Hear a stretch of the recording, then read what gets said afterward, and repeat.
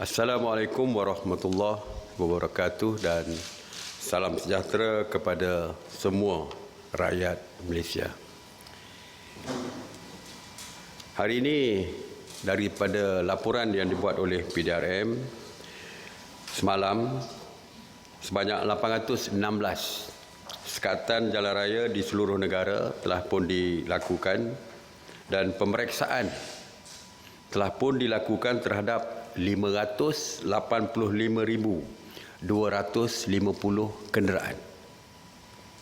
Bermakna banyak lagi kenderaan di atas jalan raya. Lebih banyak daripada hari-hari sebelumnya. Sebanyak 54,781 pemeriksaan mengejut telah diadakan di seluruh negara dan sebanyak 4,788 premis telah diperiksa oleh pihak berkuasa. PDRM telah menangkap seramai 1,565 individu berbanding dengan 1,057 individu pada hari sebelumnya. Ini menunjukkan bahawa semakin ramai yang ditangkap. Seperti saya sebutkan tadi, semalam dan kemarin, PKP ketiga ini tidak ada kompromi, toleransi dan sebagainya. Tindakan tegas dan keras akan terus diambil. Daripada 1,565 individu yang ditangkap, 1,381 individu telah pun direman dan 184 individu diberikan jaminan polis. Seramai 544 individu telah pun dituduh di mahkamah di atas kesalahan mengingkari PKP. Jumlah tangkapan kumulatif engkar PKP sehingga 17 April 2020, itu semalam, adalah seramai 13,639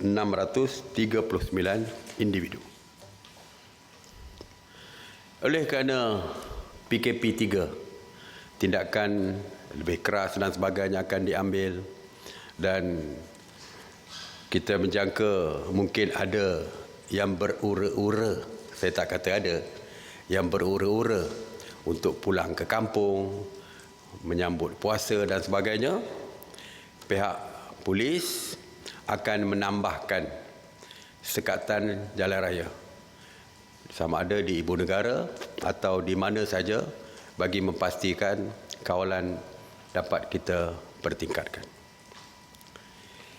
Berita palsu masih lagi seperti biasa.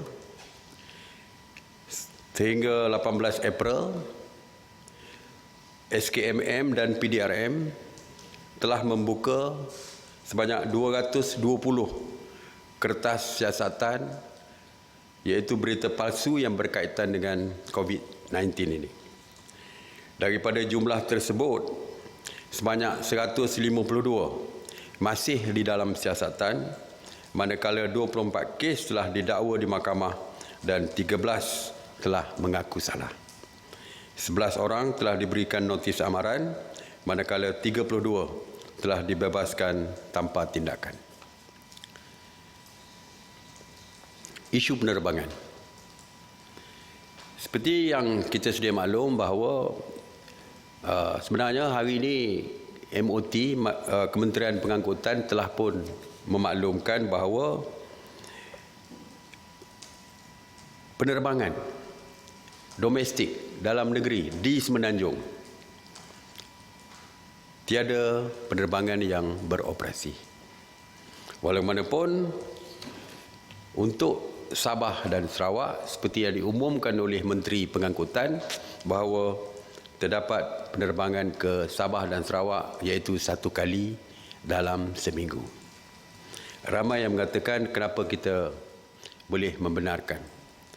Untuk Sabah dan Sarawak, sesiapa saja yang pulang dari Semenanjung ke Sabah dan Sarawak, mereka akan dikuarantin wajib di Sabah dan Sarawak. Jadi tidak timbul isu yang mengatakan bagaimana status kesihatan mereka dan sebagainya kerana mereka tetap akan dikuarantin wajib. Dan mereka yang transitnya lama di Semenanjung, apabila keluar saja daripada airport, mereka juga akan di kuarantin.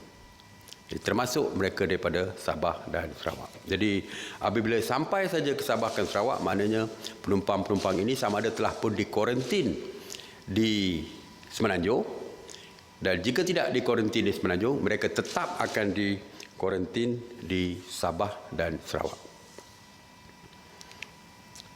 Terdapat juga penerbangan domestik yang masih beroperasi di lapangan terbang Sultan Abdul Aziz Shah Subang melalui perkhidmatan Firefly.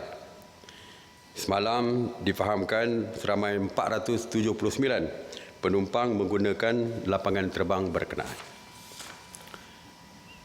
Polisi kerajaan berhubung dengan pergerakan antara negeri adalah sama.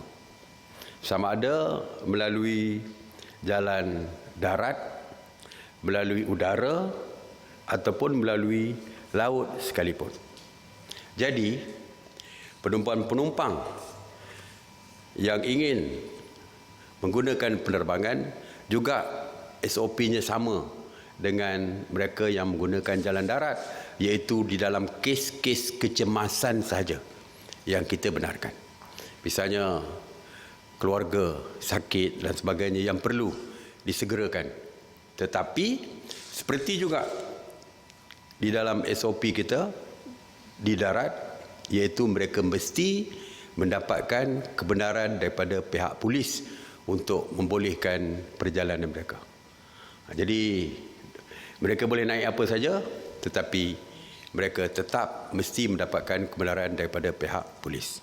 Sebab pergerakan interstate tidak dibenarkan, malah di bawah Akta 342 adalah menjadi kesalahan kalau mereka bergerak lebih daripada 10 km. Jadi saya harap mereka yang ingin pulang melalui pesawat, jumpa dengan pihak polis, dapatkan kebenaran, dan barulah mereka tempah tiket dan sebagainya. Saya tak mahu nanti ada yang terus tempah tiket, belum dapat kebenaran pihak polis, bila sampai ke airport mereka tidak dibenarkan untuk menaiki pesawat dan sebagainya. Sanitasi awam diteruskan oleh Kementerian Perumahan dan Kerajaan Tempatan. Sejak 30 Mac, mereka telah pun melakukan sebanyak 2,441 operasi sanitasi di 105 zon, termasuk di 28 zon merah.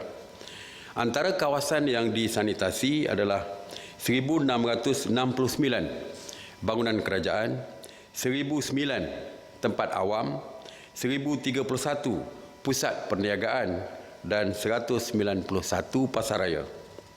Semalam, sebanyak 157 operasi sanitasi yang meliputi 61 zon di 14 negeri, termasuk 49 kawasan di Johor dan 18 kawasan di Pahang, yang mana terdapat sebanyak 233 bangunan kerajaan, 149 tempat awam, 125 pusat perniagaan dan 23 pasaraya telah pun disanitasi. Mengenai pengurusan pusat kuarantin, setakat semalam sebanyak 190 buah pusat kuarantin telah beroperasi, berbanding dengan 185 pusat kuarantin yang beroperasi pada hari sebelumnya, yang mana 17,008 individu sedang menjalani proses kuarantin wajib. Semalam, seramai 1,589 rakyat Malaysia telah pulang ke tanah air dan telah pun dikuarantin secara wajib. Seramai 11,861 rakyat Malaysia yang pulang dari luar negara telah pun dikuarantin wajib sejak daripada 3 April 2020. Saya ingin memaklumkan kepada mana-mana hotel yang berminat untuk terlibat sama dan menjadikan hotel mereka sebagai pusat kuarantin dan sebagainya, sila hubungi NADMA. Saya harap ramai yang hotel yang tampil untuk membantu, kerana pihak kerajaan sendiri telah pun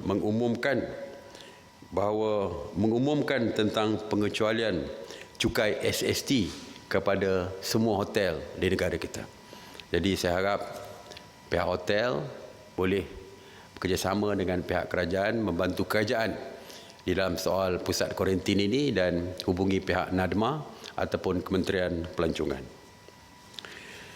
Mengenai barang keperluan asas, seperti yang telah pun dimaklumkan selepas, bahawa Kementerian Perdagangan Dalam Negeri dan Hal-Ehwal Pengguna KPDN HEP melalui bahagian penguatkuasa sentiasa menjalankan penguatkuasaan untuk memantau 25 jenis bekalan serta bertindak menangani isu-isu pembekalan melalui Akta Kawalan Bekalan 1951 dan Akta Kawalan Harga dan Anti Pencatutan 2011.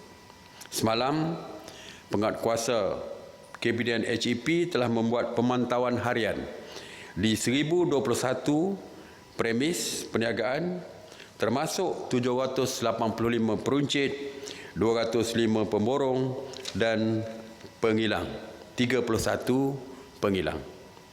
Secara keseluruhannya, daripada laporan yang dibuat oleh KPDN HEP bahawa bekalan barangan keperluan adalah mencukupi dan mampu untuk menampung permintaan.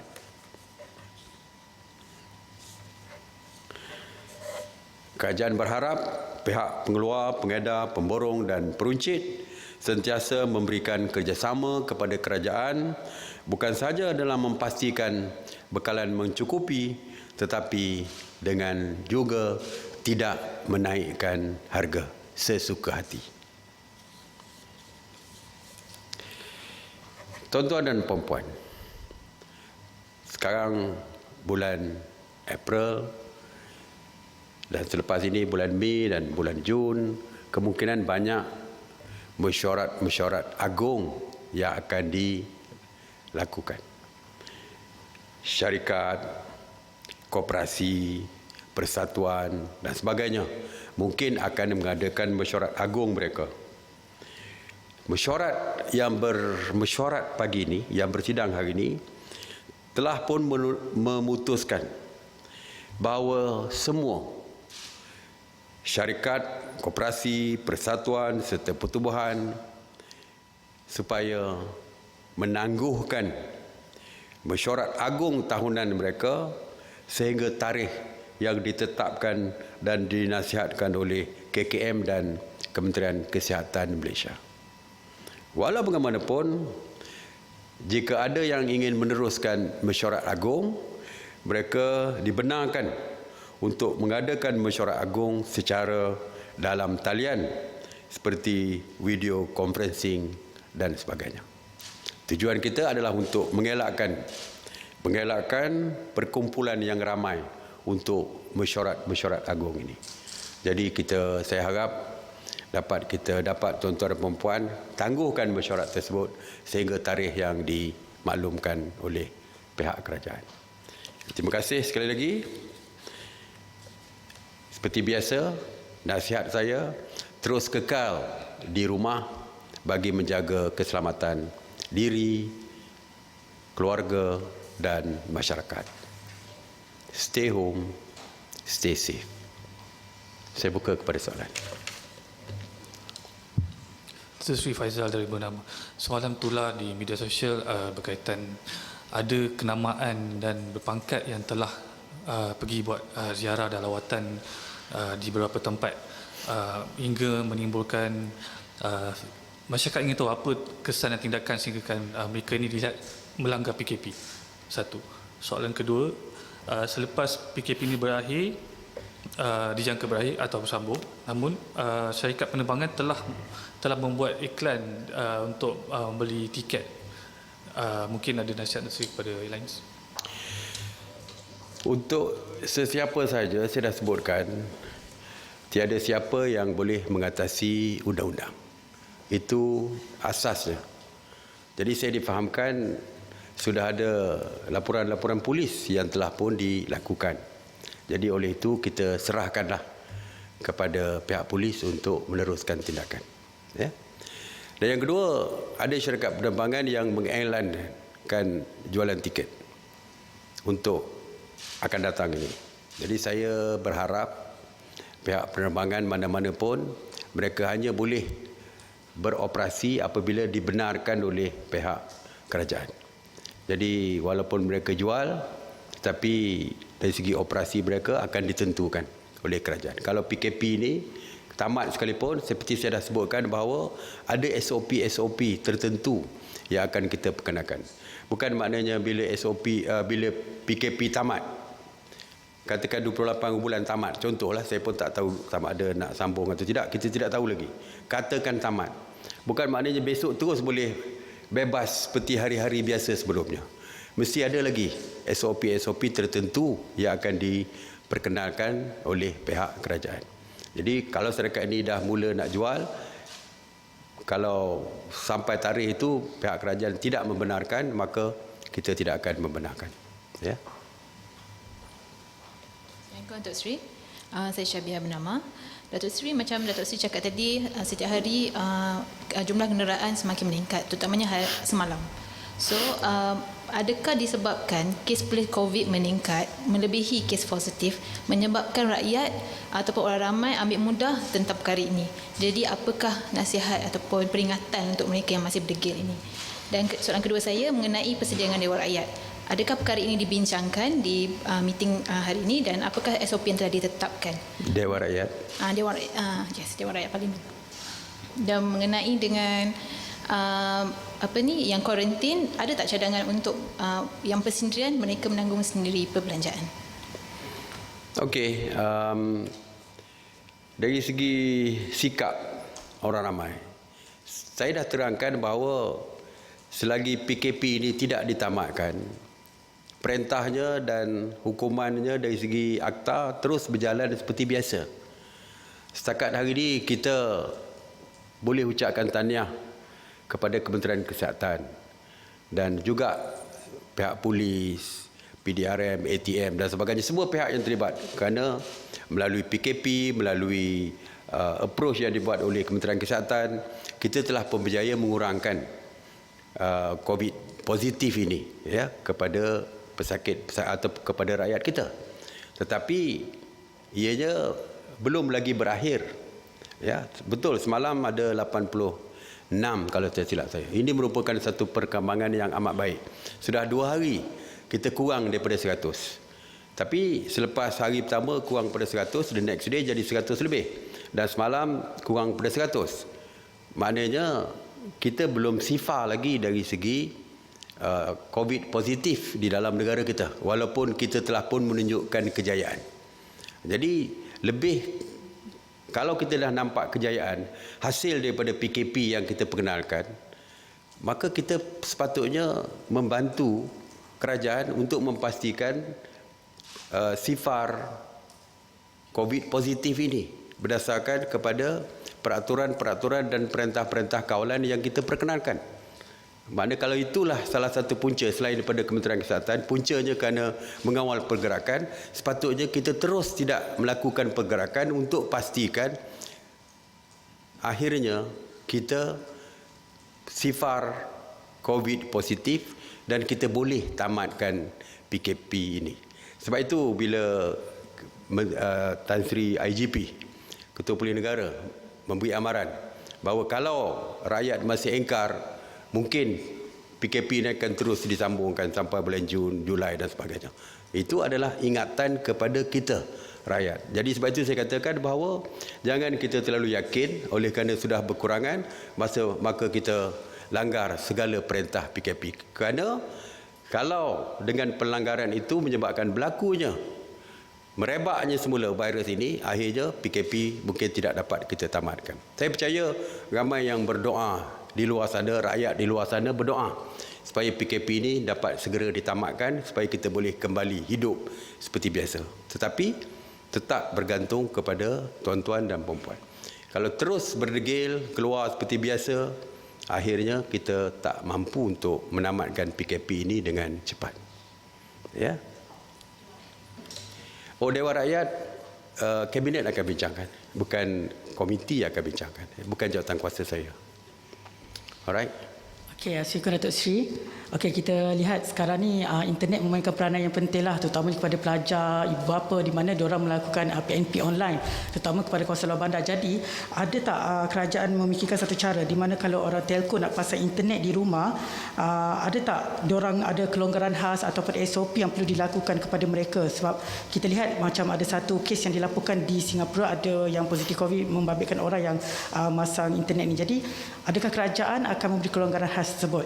Soalan kedua saya, ada majikan yang memaksa pekerja mereka untuk pulang ke KL sebagai contoh, ada yang berada di kampung dan pulang ke KL untuk bekerja, dan adakah ini patut dilakukan, dan pandangan Datuk Seri? Terima kasih. Okey, keperluan internet dan sebagainya merupakan keperluan asas hari ini. Sama juga apabila elektrik tiba-tiba terputus dan sebagainya. Jadi kita sebenarnya selama ini membenarkan perkara-perkara seperti ini perkara ini dibenarkan beroperasi. Jadi kalau melibatkan telekom, kita benarkan, tidak ada isu, kerana ianya merupakan keperluan harian setiap rakyat di negara kita. Cuma sebelum pergi ke rumah individu tertentu yang memerlukan perkhidmatan tersebut, pihak telekom ataupun Selcom ataupun mana-mana saja penawar perkhidmatan ini perlu melaporkan kepada pihak polis waktu melalui sekatan jalan raya tersebut. Dan yang keduanya, soalan tadi tentang majikan yang memaksa pekerja mereka pulang. Bermakna majikan ini yang melanggar perintah PKP. Ya, kerana dia yang memaksa pekerja dia untuk pulang bekerja, walaupun dia tahu bahawa perjalanan merentasi sempadan negeri tidak dibenarkan. Kalau ini berlaku, kita boleh, saya percaya, saya akan bincang dengan Kementerian Sumber Manusia, mungkin ada undang-undangnya yang boleh kita ambil tindakan kepada majikan yang berkaitan. Ya, salam tengah hari ya Datuk Seri.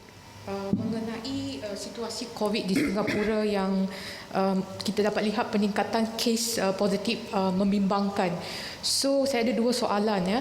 Apakah nasib rakyat Malaysia yang bekerja di sana dan mungkin bantuan yang diberikan kepada mereka yang terjejas? Dan soalan kedua, apakah strategi kerajaan untuk membantu kemasukan mereka yang berulang-alik khususnya terlibat dalam sektor logistik? Terima kasih. Daripada Singapura, kita masih kekal lagi seperti sekarang kerana perkhidmatan esensial, perkhidmatan keperluan asas dan sebagainya masih lagi tidak ditutup di Singapura seperti biasa. Kilang-kilang yang mengeluarkan produk-produk keperluan harian, makanan dan sebagainya masih lagi tidak ditutup di Singapura, dan mereka masih bekerja di Singapura. Dan seperti yang telah kita persetujui bersama antara Malaysia dan Singapura, tempat tinggal mereka ataupun accommodation mereka masih lagi diberikan oleh majikan mereka di Singapura dan ditanggung sepenuhnya oleh majikan mereka ataupun kerajaan Singapura sendiri yang menanggung dari segi tempat tinggal, makan, minum dan sebagainya. Dan seperti yang saya sebutkan bahawa selagi kilang-kilang itu tidak ditutup, tidak ada lagi kumpulan yang besar balik secara serentak. Seperti saya sebutkan beberapa hari lepas, satu hari lebih kurang 200 saja mereka yang pulang daripada Singapura ke Johor Bahru, ke Malaysia melalui Johor Bahru. Dan setakat ini, semua mereka yang pulang dikuarantin secara wajib di Singapura, di Johor Bahru. Mereka dikuarantin juga, ditempatkan di hotel-hotel dan sebagainya. Tetapi untuk akan datang, kita tidak tahu, pekerja kita ramai di Singapura. Jadi kita telah pun, seperti saya sebutkan, Menteri Sumber Manusia kita telah pun berbincang dengan Menteri Sumber Manusia di Singapura supaya kalau ada kemasukan, kita akan buat secara berperingkat-peringkat. Tidak boleh balik serentak. Kalau ada 1,000, tak boleh balik serentak. Mungkin 200-300 satu hari supaya kita boleh manage rakyat kita yang balik merentasi sempadan Tambak Johor ini. Jadi kita ada planning tu, kita ada.